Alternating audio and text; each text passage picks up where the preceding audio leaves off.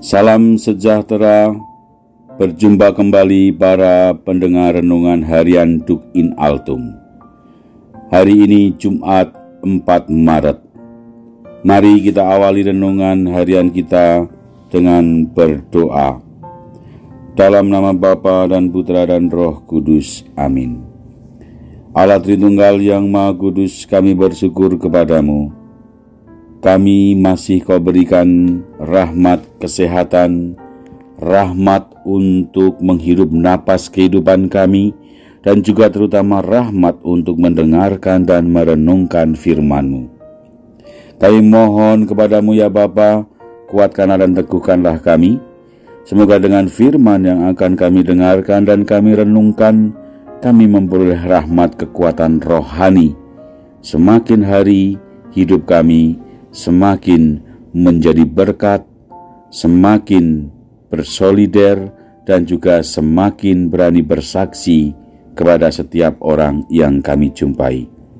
Semoga firman-Mu yang akan kami dengarkan dalam Injil meneguhkan juga setiap orang yang mengikuti dan menjalani masa prapaskah sebagai masa pertobatan dan pembaharuan diri.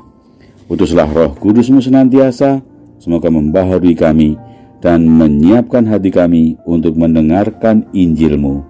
Demi Kristus, Tuhan dan pengantara kami.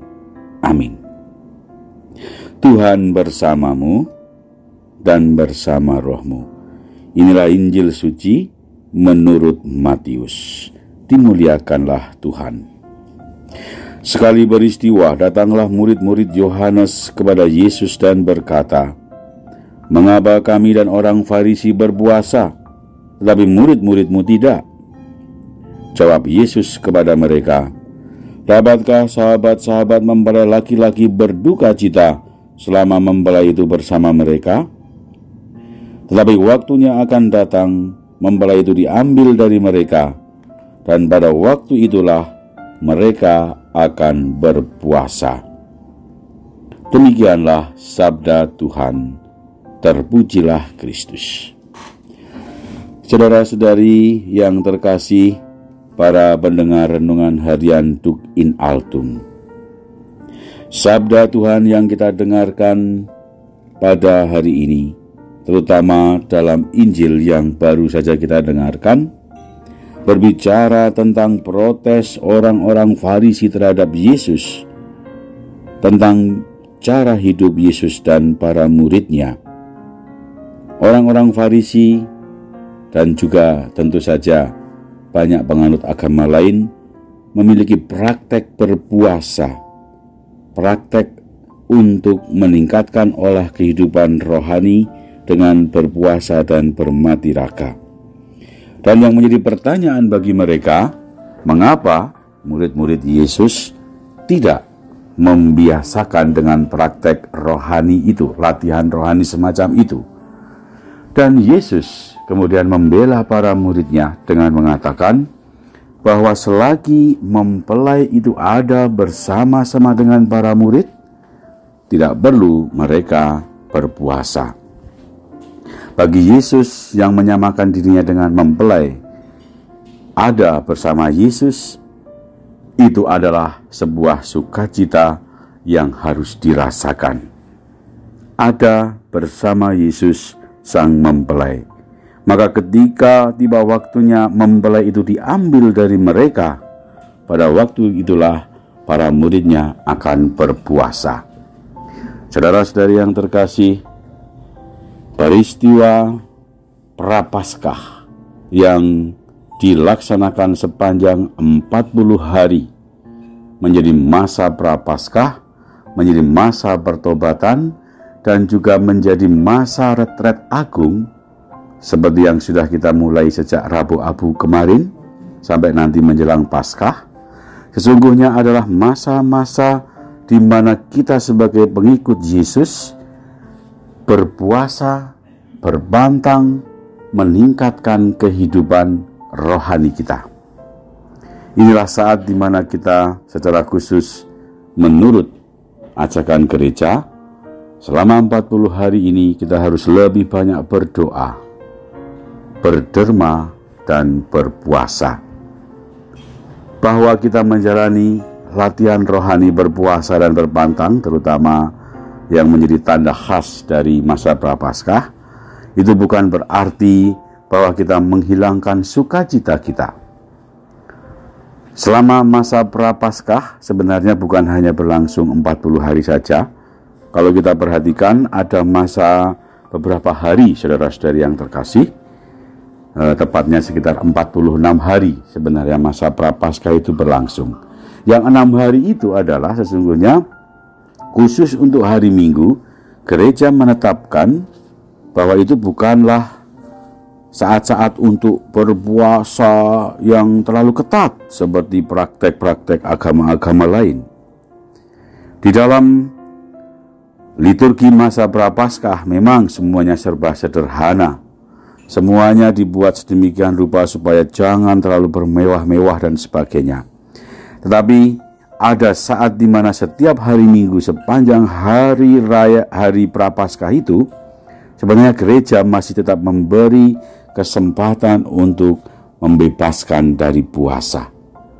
Makanya seringkali saya katakan di dalam katekesi, dalam pengajaran, masa-masa pantang dan puasa kita sebagai orang Katolik hendaknya jangan terlalu dilihat sebagai suatu beban yang harus ditanggapi dengan muka muram seperti protes orang-orang Farisi tadi. Tetapi masa Prapaskah ada juga saat-saat di mana kita boleh ada sukacita, ada kebersamaan yang menggembirakan, dan itulah sepanjang hari Minggu selama masa Prapaskah. Selama hari Minggu orang tidak perlu berpuasa, tidak boleh makan daging, tidak boleh mengadakan acara kebersamaan gitu misalnya. Enggak, hari Minggu boleh orang tetap merasakan sukacita karena Tuhan yang bangkit itu sudah dirayakan dalam Ekaristi. Saudara-saudari yang terkasih, begitulah cara kita memandang hidup kita. Hidup kita hendaknya tetap kita jalankan dengan penuh semangat, dengan penuh sukacita, dengan selalu sadar bahwa Tuhan Yesus ada bersama kita. Selagi Tuhan ada bersama kita, mari kita rasakan sukacita itu. Kita rasakan kebersamaan bersama Tuhan itu. Jangan sampai justru ketika Tuhan hadir ada bersama kita, kita menjadi lupa dan fokus hanya memperhatikan praktek-praktek yang tidak perlu, muka muram, seolah-olah berpuasa, dan sebagainya. Puasa dan pantang kita hendaknya dipandang secara proporsional untuk meningkatkan latihan hidup rohani kita. Semoga dalam masa Prapaskah ini kita semua bisa menjalankan apa yang menjadi kewajiban kita, berpuasa, berpantang, dan jangan lupa lebih banyak beramal, lebih banyak berdoa, merenungkan firman, dan terutama lebih dekat dengan Tuhan. Semoga masa Prapaskah membawa semangat kebangkitan baru, sampai nanti Paskah kita boleh mengalami Kristus yang bangkit, Kristus yang menyelamatkan kita. Semoga Tuhan memberkati keluarga-keluarga kita. Salam untuk para pendengar Duk in Altum semuanya. Semoga senantiasa diberikan rahmat kesehatan, diberikan sukacita, dan masa-masa Prapaskah yang menggembirakan. Tuhan memberkati. Marilah kita berdoa. Allah Tritunggal yang Maha Kudus, semoga kiranya senantiasa menjaga, senantiasa melindungi, dan menjaga keluarga-keluarga kami.